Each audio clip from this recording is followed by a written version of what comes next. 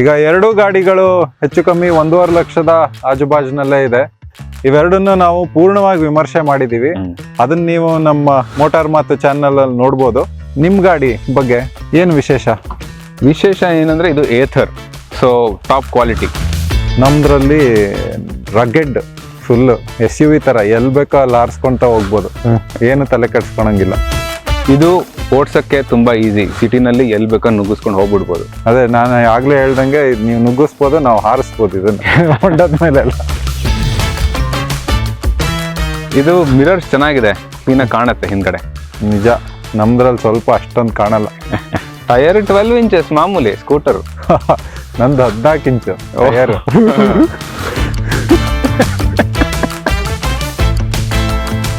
ನಮ್ ಗಾಡಿ 110 ಕಿಲೋಮೀಟರ್ ಹೋಗುತ್ತೆ ರೇಂಜ್. ಇದು ಕಡಿಮೆ, ಒಂದು 80 ಹೋಗುತ್ತೆ. ಸ್ಪೀಡು 80 ಹೋಗುತ್ತೆ. ಓ, ಸ್ಪೀಡು 80, ನಮ್ 90. ನಮ್ದು ಸೀಟ್ 3 ಅಡಿ ಇದೆ. ಹೌದು, ನಿಮ್ದ್ರಷ್ಟಿಲ್ಲ ನಮ್ದು. ಸೀಟ್ ಕೆಳಗಡೆ 34 ಲೀಟರ್ ಸ್ಪೇಸ್ ಇದೆ. ಅಷ್ಟೇನಾ? ನಮ್ದ್ರಲ್ಲಿ 43 ಲೀಟರ್ ಇಲ್ಲಿ, ಪ್ಲಸ್ ಇಲ್ಲಿ 12 ಲೀಟರ್. ನಮ್ ಗಾಡಿನಲ್ಲಿ ಹಿಂದೆ ಮುಂದೆ 2 ಡಿಸ್ಕ್ ಬ್ರೇಕ್. ನಮ್ದ್ರಲ್ಲಿ ಮುಂದೆ ಮಾತ್ರ ಡಿಸ್ಕ್, ಹಿಂಗಡೆ ಡ್ರಮ್. ಆದ್ರೆ ಮ್ಯಾಜಿಕ್ ಟ್ವಿಸ್ಟ್ ಇದೆ. ಈ ಗಾಡಿನ ಏಥರ್ ಗ್ರಿಡ್ ಅಲ್ಲಿ ಫಾಸ್ಟ್ ಚಾರ್ಜಿಂಗ್ ಮಾಡ್ಕೋಬಹುದು.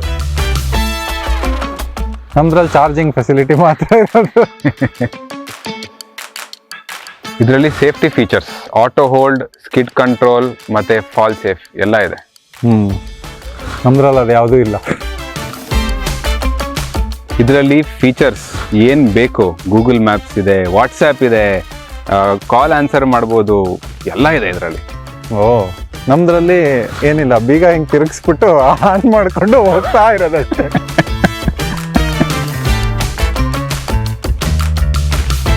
ಮತ್ತೆ ಇದು ಏಥರ್, ಸೊ ಇಂಡಿಯಾದಲ್ಲಿ ಎಲ್ಲಿ ಬೇಕಾದ್ರೂ ಸಿಗತ್ತೆ. ಇದು ರಿವರ್, ಬೆಂಗಳೂರಲ್ಲಿ ಮಾತ್ರ ಸಿಕ್ಕತ್ತೆ ಸದ್ಯಕ್ಕೆ.